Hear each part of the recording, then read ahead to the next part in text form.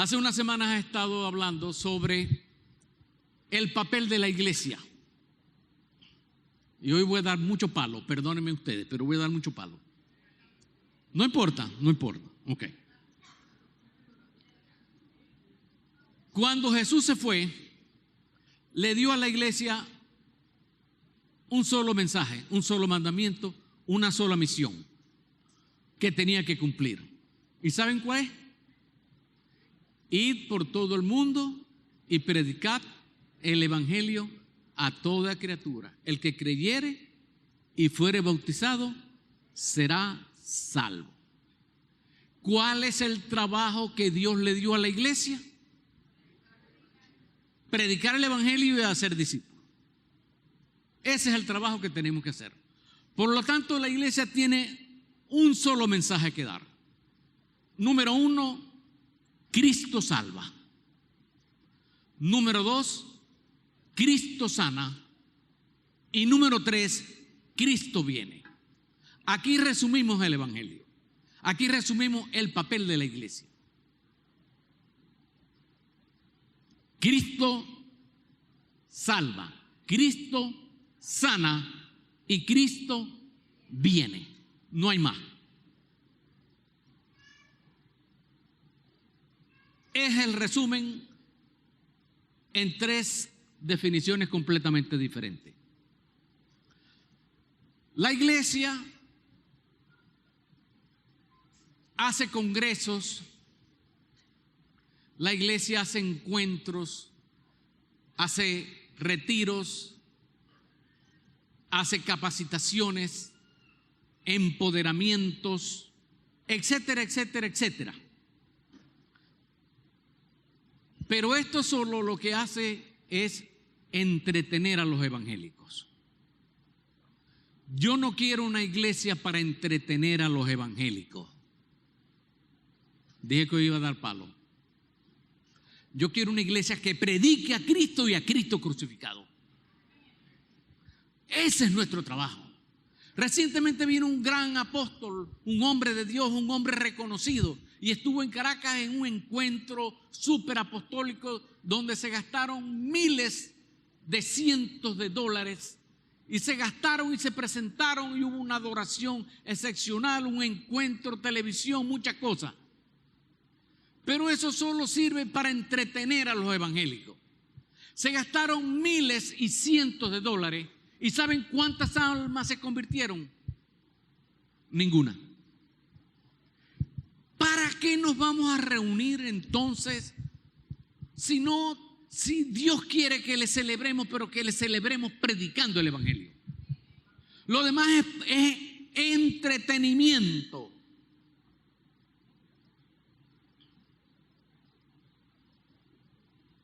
Muchos no estarán de acuerdo con lo que estoy diciendo, pero yo sí sé lo que estoy diciendo. Por eso nosotros, nuestro trabajo, nuestro esfuerzo, nuestra labor es predicar a Cristo y al Cristo crucificado.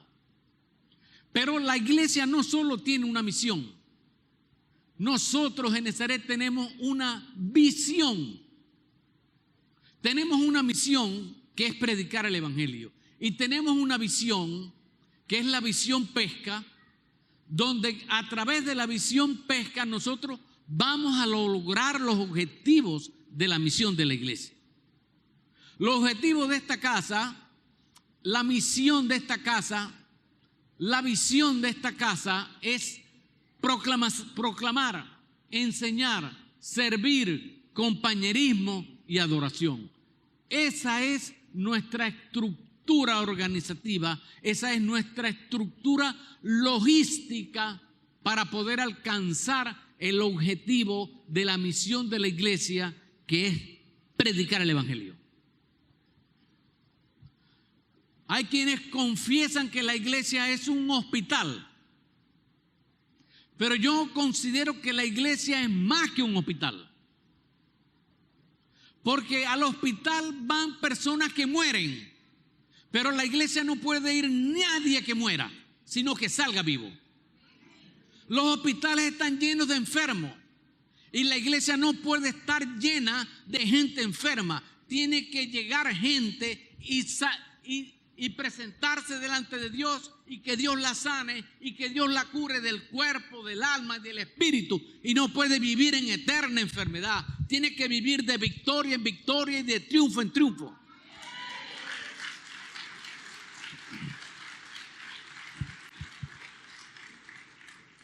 En el cielo no hay hospitales.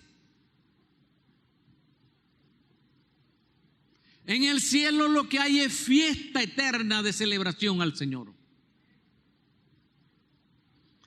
Si usted considera que la iglesia es un hospital, déjeme decirle que está equivocado, porque la iglesia es más que un hospital. Y si la iglesia fuera un hospital, Jesús la hubiera representado como un hospital. Pero la iglesia tampoco es un ejército. Y el mal concepto es que la iglesia es el único ejército que remata a sus enfermos y a sus muertos. Perdón, que él remata a sus heridos. Esta casa no es así. Esta casa cura y sana heridas y ayuda al levantado y lo pone en funciones 100% de nuevo. La iglesia es más que un ejército. Usted y yo somos soldados de Cristo y desde que nos levantamos comienza nuestra guerra espiritual. Cuando usted abra los ojos en la mañana, lo primero que tiene es que mirar hacia el cielo y decir: gracias, Señor, por un nuevo día de vida que me da. No importa si amaneció en un chinchorro, en una cama, si no comió en la noche, si durmió mal. Tiene que decir: gracias, Señor, por un nuevo día que me da, porque un nuevo día es una nueva oportunidad para vivir. Y luego dóblese, si no se puede arrodillar, y encomiéndese al Señor. Y no salga de su casa sin pedirle a la sangre preciosa de Cristo que lo limpie de todo mal, que lo cubra y que lo proteja durante todo el día. Usted no puede salir de su casa sin encomendar sus hijos a Dios. Usted no puede salir de su casa sin pedirle a Dios la protección en su trabajo y a donde quiera que vaya. Usted no puede salir a ganar el pan nuestro de cada día si primero no le da gracias a Dios por el pan nuestro de cada día. Porque Dios siempre le va a proveer a usted y a su familia para todas las necesidades. La iglesia no es un hospital, es una casa de sanación. La iglesia no es un ejército. Es un conjunto de hombres y mujeres victoriosos que batallan todo el día. Porque desde que usted se levanta, comienza la batalla del espíritu. Una batalla entre la carne y el espíritu. La carne le dice algunas cosas y el espíritu le dice otras. Pero esa lucha es personal. Recuerde que usted todos los días se enfrenta a la carne, al mundo y al mal. Y esa triple lucha es personal. Porque cada quien va a ser tentado de acuerdo a las concupiscencias de su carne. Pero usted tiene que llegar al final del día y salir: hoy fue un día de victoria y mañana será un día de más victoria. Amén. ¿Sabe qué dice la Biblia que somos? El cuerpo de Cristo. Esa es la figura que el Señor utilizó. Esa fue lo que el apóstol Pablo recibió por revelación, que somos el cuerpo de Cristo. Usted son las manos de Cristo en la tierra. Usted es los ojos que ven la necesidad en el mundo. Usted son los pies que caminan en el apresto del evangelio. Usted son los oídos que escuchan la injusticia y el clamor y la necesidad. Cada uno de nosotros es una parte del cuerpo. No todos somos manos, no todos somos pies, no todos somos oídos, no todos somos ojos. Cada uno de ustedes es una parte del cuerpo de Cristo. Y como esa parte del cuerpo de Cristo, tiene que cumplir su labor. ¿Usted sabe qué es? ¿Usted sabe qué lo ha puesto Dios en la tierra? Lo que lo haya puesto, sea una o varias razones, al Señor, usted y yo un día vamos a rendir cuenta. Dice el libro de Corintios que si nos examinásemos nosotros mismos, no seríamos juzgados. Pero también dice que todos compareceremos ante el tribunal de Cristo.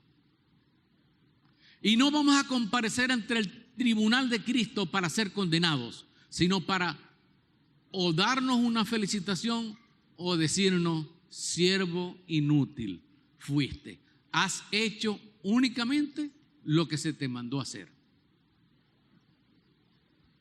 Amén. Somos herederos del reino de los cielos. Somos coherederos en Cristo Jesús. Somos reyes y sacerdotes ante Dios y ante el mundo. Somos los ojos, las manos y los pies y los sentidos de Dios. Yo no sé si usted ha entendido lo que yo le he dicho en esta introducción, pero si usted lo ha entendido, déle un aplauso a Dios.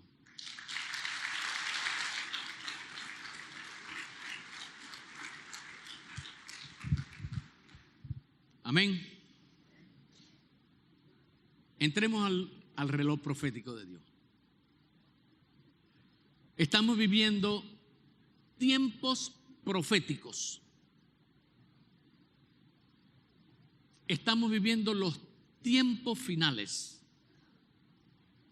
Vamos a tener una lectura en el libro de los Hebreos capítulo 9.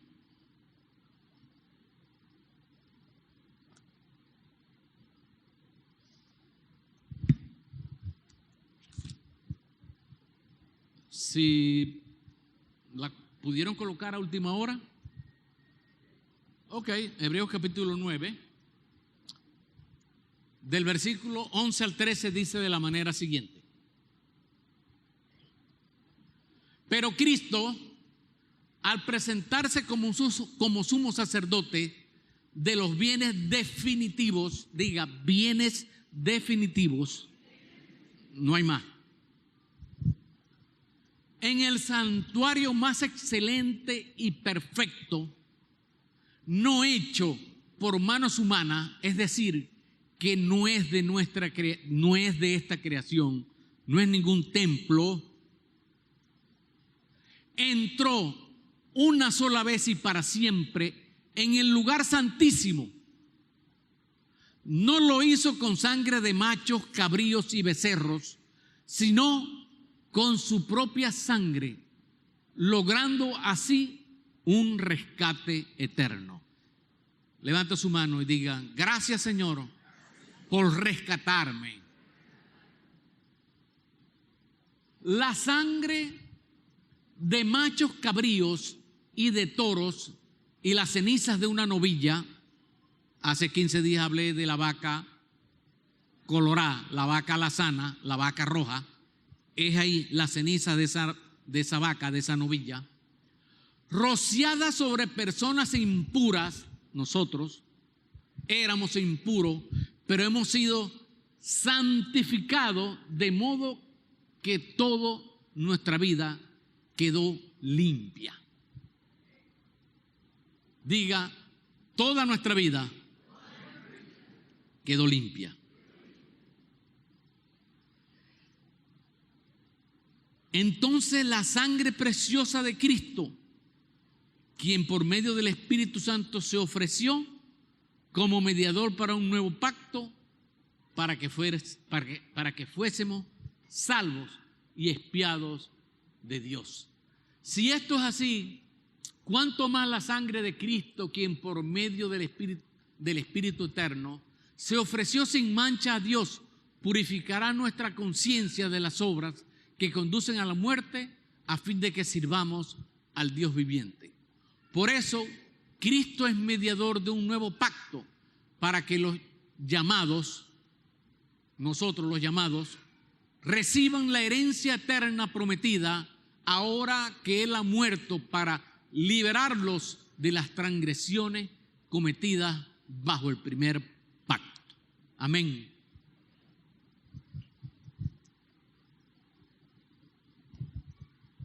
Toda la Biblia, desde el Génesis hasta el Apocalipsis, muestran el plan de salvación. Todo el propósito es mostrar el plan de salvación. Pero antes había un antiguo pacto y ahora hay un nuevo pacto. El antiguo pacto estaba basado en los sacrificios de la sangre de los animales. El nuevo pacto está basado en el sacrificio único de la sangre de nuestro Señor Jesucristo. Amén. Eso tiene que estar bien claro en la mente. El antiguo pacto, el pacto de la ley, todo pecado era perdonado a través de la expiación, a través de la remisión, a través de la redención, a través de la justificación, pero hecha siempre por sangre y la sangre de muchos animales. Hace 2 semanas expliqué sobre el sacrificio de la vaca alazana.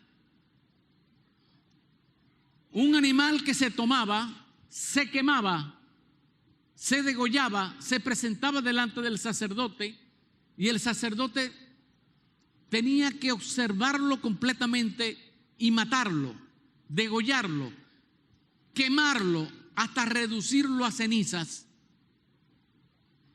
Y estas cenizas eran depositadas en un envase. Y este envase era tomada la ceniza y echada en agua, y ese líquido rojo que producía se rociaba el tabernáculo y se rociaba a la gente, y la gente quedaba limpia, quedaba pura.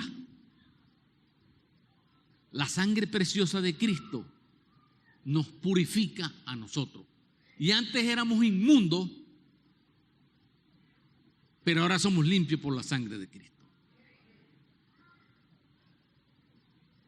Limpiados por la sangre de Cristo.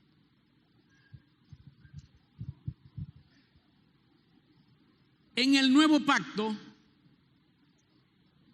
estoy dando una explicación un poco más larga porque yo sé que hay mucha gente nueva aquí y es necesario que entiendan bien todo esto para poder entender al final lo que quiero decir. En el nuevo pacto, el pacto hecho por la sangre de Cristo Jesús, el hombre es redimido, pero por la sangre de Cristo.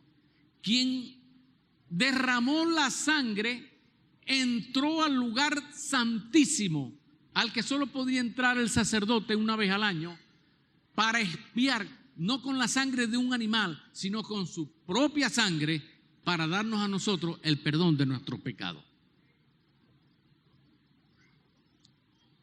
Dígale a la persona que está al lado: somos salvos,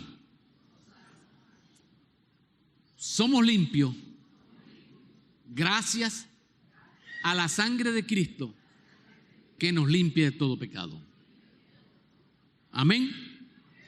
Den un aplauso al Señor. Sí, sí.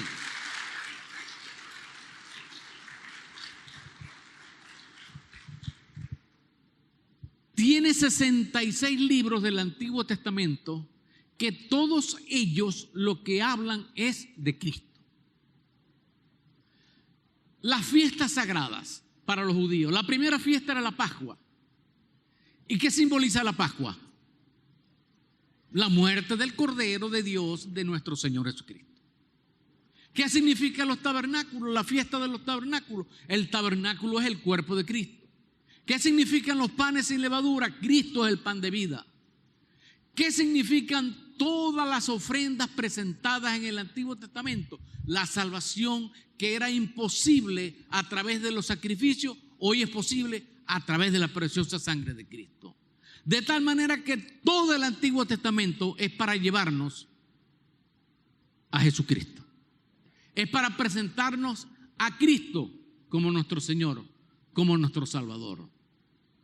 Y en una ocasión, ya Jesús en Juan 16:39 dijo, colgado en la cruz del Calvario, ya su última palabra, ya agonizando, dijo, telestai, telestai, telestai, que significa consumado es. Dijo, todo está hecho. Yo cumplí mi parte, yo hice todo. En los tiempos de nuestro Señor, en los tiempos antiguos, cuando se hacía una negociación, ya sea vender una casa, vender un terreno, una propiedad, un animal, un esclavo, cuando se reunían las dos partes, aquí está el dinero, aquí está la posesión. Entonces, el que recibía decía, tetelestai. Listo, consumado es. Firmado, se acabó, no hay más ninguna discusión, está listo. Y Jesús, con más de 1130 profecías cumplidas en ese momento, dijo, consumado es. Todo lo que yo tenía que hacer está hecho. El hombre es libre, el hombre es salvo por mi sangre preciosa.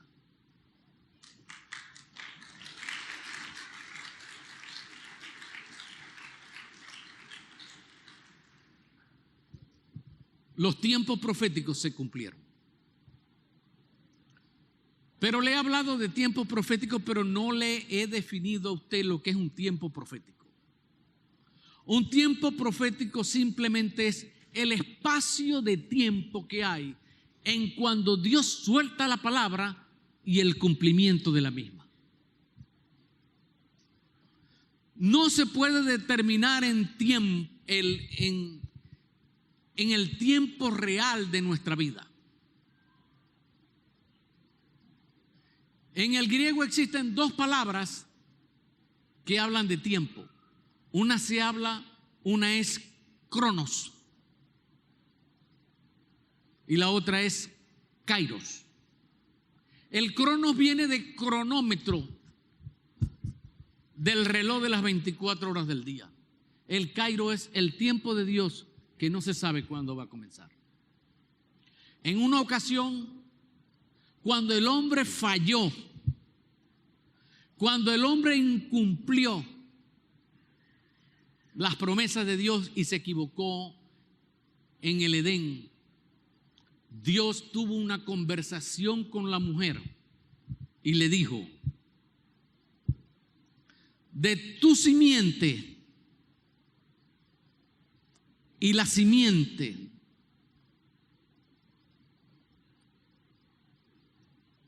ella te herirá en la cabeza y tú le herirás en el calcañar. La cita la voy a leer completa, es en Génesis 3:15 que dice, y pondré enemistad entre la mujer, entre tu simiente y la simiente suya. Esta te herirá en la cabeza y tú le herirás en el calcañar. ¿Qué le dijo Dios a la mujer? Que iba a poner una enemistad entre ella y la serpiente. La serpiente, ¿quién es? Satanás. Voy a abrir un paréntesis. A Satanás le gusta hablar. Satanás es un gran conversador. ¿Cierto? Satanás convenció a la mujer. ¿Por dónde el hombre convence a la mujer? ¿Usted quiere enamorar a una mujer? La va a enamorar es por los oídos. Muchachos, no es el perfume, es lo que usted le diga al oído. Y el hombre se enamora por los ojos.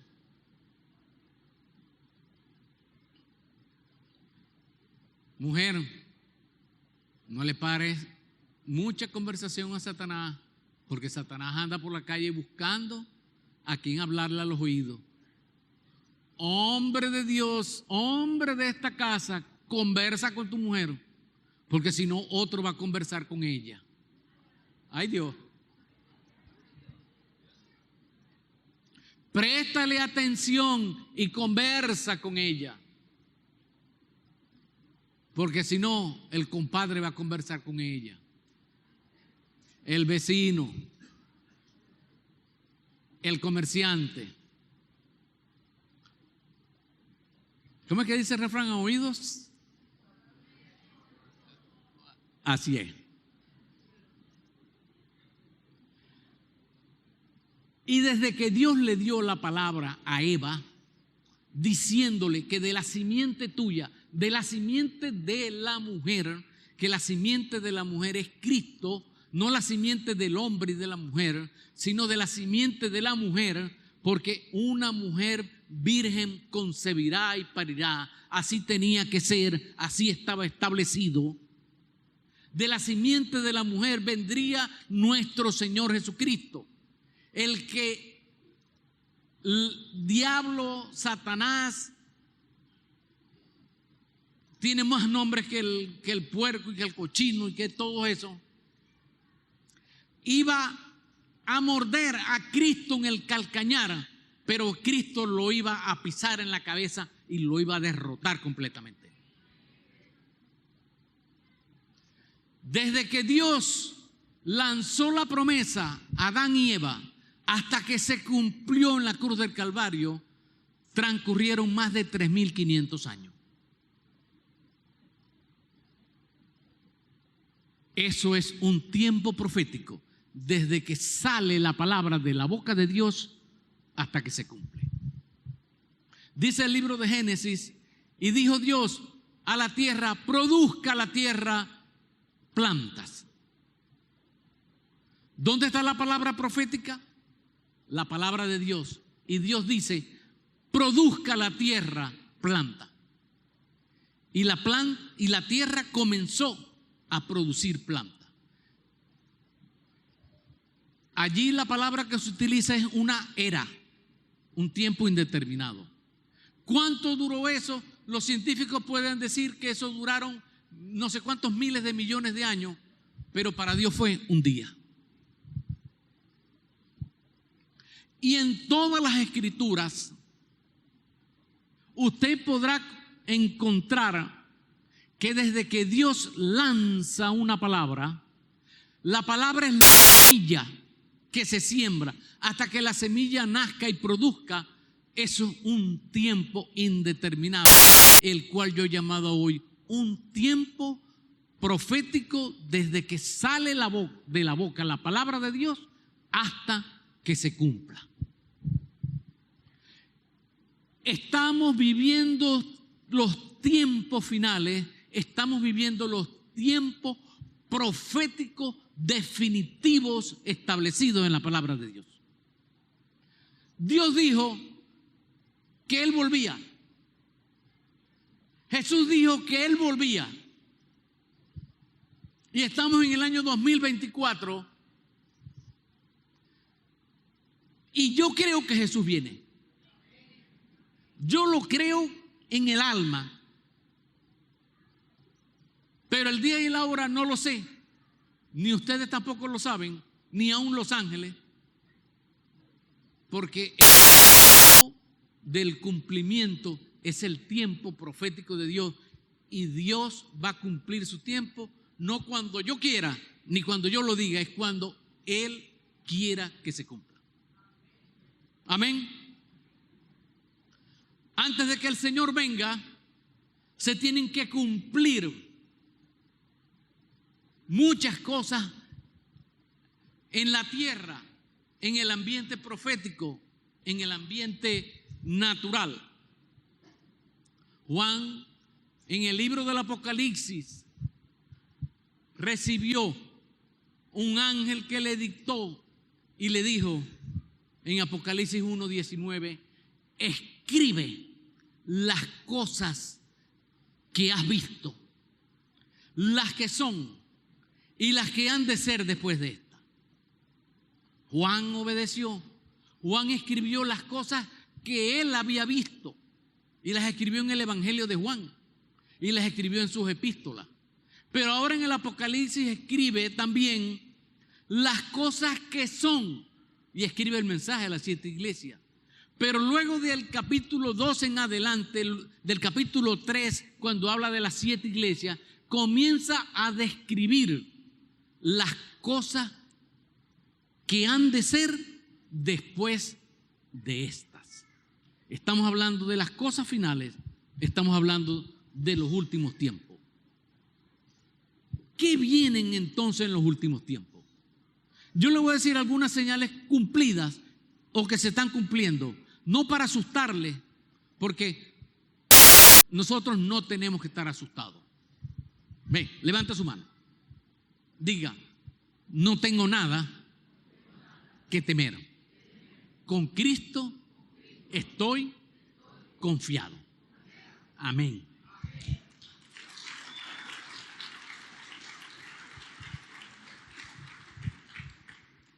El eje del mal está configurado ya. ¿Quién es el eje del mal? Es aquella visión de Daniel. En aquella visión de Daniel que vio las caras de esos 4 seres vivientes, y que si hoy los vemos en las banderas y los escudos de esas naciones, nos damos cuenta que la primera figura que aparece allí es la Rusia. Y luego de la Rusia tenemos la China. Luego de la China tenemos el Islam. Y luego tenemos la India. Estas 4 potencias mundiales están confirmando el eje del mal, el eje anticristo, el eje antidios, el eje anti-Israel. Todos los comunistas están en contra de Israel. Y cristianos que estén en contra de Israel están en desobediencia. Cristiano que diga que siga a Cristo y que diga que es Abraham, que diga que es descendiente de Abraham,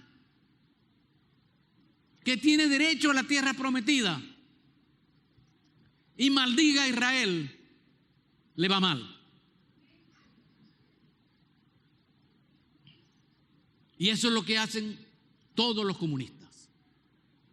Pero no porque quizás ellos lo tengan por convicción propia, sino porque ellos tienen que seguir las directrices de un partido. La China, la India y sobre todo el Islam. Su propósito único y exclusivo es destruir a Israel. Pero esto está profetizado. Cuando venga esa gran batalla del Armagedón, de la que usted puede leer en el Apocalipsis, de un ejército de 200 millones de personas que van a secar el río Éufrates para que pueda pasar ese ejército por el río Éufrates en dirección al valle de Jezreel, en dirección al valle de Megiddo, en base al valle de Armagedón. Y cuando usted busca en el diccionario cuánto es el ejército de China, va a encontrar China tiene un ejército de 200 millones de personas. ¿Casualidad o cumplimiento de los tiempos? Pero no se preocupe, usted y yo no vamos a estar en esa pelea. Dígale al que está al lado, de los que nos salvamos. Ni usted ni yo vamos a sufrir de eso. Pero este eje del mal tiene que conformar un poderío económico que le va a dar la vida y sanar la herida a la bestia. Porque la bestia tiene que salir al mundo público como un político, como alguien de renombre en toda la sociedad. Le voy a nombrar a alguien. El doctor Tedros Adhanom Ghebreyesus. Ese doctor es un médico etíope que todos los días salía y decía: el COVID sigue, el COVID es una pandemia. ¿Ya se acuerdan de esos días difíciles? Ese señor de lente, de cara de hindú, pero es un etíope, era el presidente de la Organización Mundial de la Salud, y él todos los días daba la parte científica de la pandemia. Ese hombre se paró delante del mundo y dijo: cierren todos los aeropuertos. ¿Y qué pasó? Cerrado todos los aeropuertos. Ese hombre se paró y dijo: no hay más clases en ningún colegio, en ninguna universidad. ¿Y qué sucedió? No hubo clases en ningún lado. Ese hombre tuvo el poder de su palabra para detener el mundo. Él no es la bestia, pero ya el sistema sabe. El sistema probó y comprobó que un hombre con el espíritu de la bestia puede pararse delante del mundo y decir: todo el mundo metido en su casa y de ahí nadie sale, y eso va a suceder. Antes eso era imposible, pero en los tiempos finales, en el cumplimiento de los tiempos, ya esto es posible. Ya les he hablado de dos señales. Un ejército que tiene que estar preparado y un hombre que tiene que comandarlo. Pero todos los cristianos están pendientes del templo de Jerusalén. Si no hay templo, no hay venida del Señor. ¿Lo entendió? Si no existe el templo, no hay sacrificio de la vaca alazana. Primero tiene que construirse el templo. Y usted puede buscar en YouTube un arquitecto que dijo que en 7 días se construía el templo de Jerusalén. 7 días. ¿Ustedes saben cuánto tiempo se echaron los chinos en construir un hospital de 1.500 camas? 10 días. En 10 días los chinos construyeron un edificio de 2 pisos. Construyeron un edificio de 2 días con 1.500 camas, equipado con electricidad, con todo, para la pandemia. Ellos sabían lo que venía, ellos sabían lo que estaban haciendo. Pero un arquitecto dijo: vamos a levantar plataformas encima de la cúpula de las rocas, encima de la mezquita, para no destruirla, para no caer en guerra con ellos, y vamos a construir en un piso superior el templo de Jerusalén, y lo podemos hacer en 7 días. Y lo vamos a hacer en 7 días, porque el templo de Jerusalén lo que mide es como esta casa.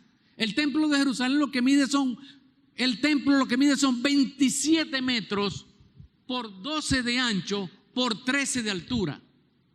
Esto mide, creo que son 30 metros. Hacer esto en 7 días, por supuesto que lo van a hacer. Con pisos, con techo, con todo. Porque primero tiene que construirse el templo, luego tiene que venir la vaca alazana para santificar, para justificar, para descontaminar, para limpiar el templo. Tiene que haber un sacerdote, un sumo sacerdote que tome las cenizas de esa vaca que antes no había. Por más de 2000 años no hubo en Israel una vaca alazana, una vaca roja, no la hubo. Y milagrosamente un pastor las descubrió en Texas. Y las vacas que estaban en Texas eran vacas que habían sido montadas, que habían sido alimentadas con alimentos transgéneros. Eran vacas que las habían montado, que habían tenido contacto con otro animal. Pero vino la pandemia y tuvieron que aislar las vacas. Y cuando aislaron esas vacas, entonces dijeron, ahora sí están las vacas estas, las terneras estas, están listas para ser llevadas a Israel. Y ahí están en Israel.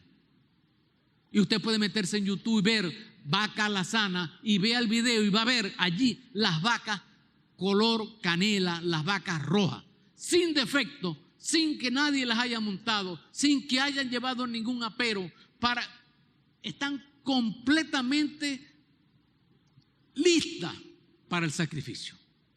Y una de estas vacas tiene que ser tomada, sacrificada, degollada, reducida a cenizas. Y el sumo sacerdote que lo existe, el sumo sacerdote en el santuario de Israel tiene que tomar esta ceniza y rociar al templo para que el templo sea puro, para que puedan entrar los israelitas a celebrar sacrificio. El cumplimiento está listo, el tiempo está listo. Estamos en tiempo profético, estamos en tiempo que cuando usted vea que en Israel están preparándose para hacer el templo, diga, el Señor viene y viene rápido.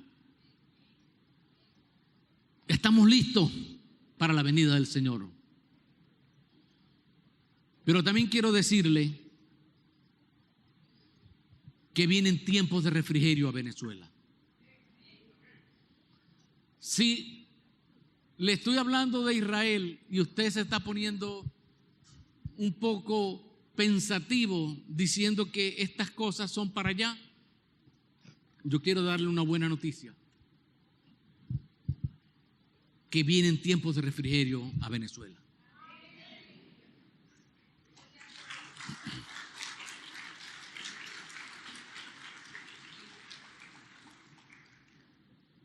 Hace más de 40 años, mi esposa y yo estuvimos en Ohio y una profeta dijo: veo una luz de una vela que se apaga y veo una luz que se enciende y poco a poco y alumbra más que todas las demás velas que están aquí. La vela que se apagaba era Estados Unidos. Y la vela que se encendía y alumbraba sobre el resto de las velas y naciones era Venezuela.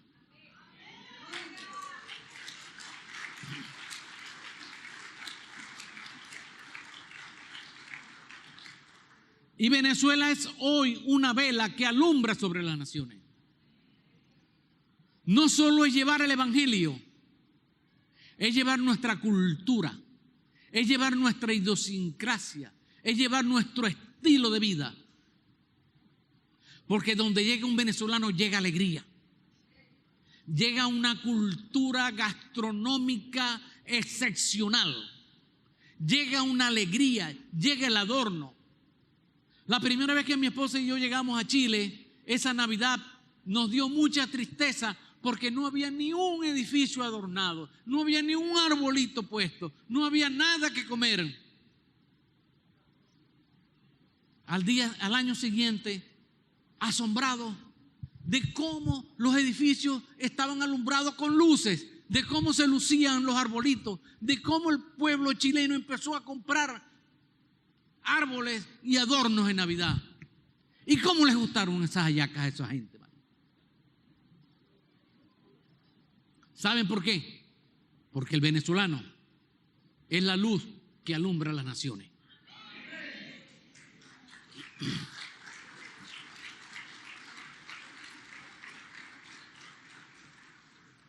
Hasta en Groenlandia hay venezolanos.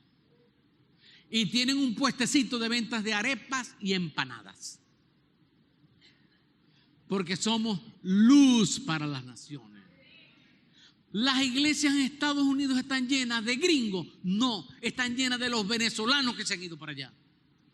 Las iglesias de Ecuador, de Perú, de Bolivia, de Chile, de Panamá, de las naciones, están llenas de venezolanos. ¿Saben por qué? Porque nosotros somos la bendición para las naciones. Somos la luz que sigue alumbrando.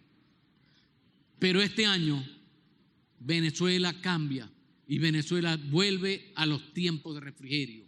Y yo declaro en el nombre del Señor Jesucristo que volveremos a vivir los mejores tiempos.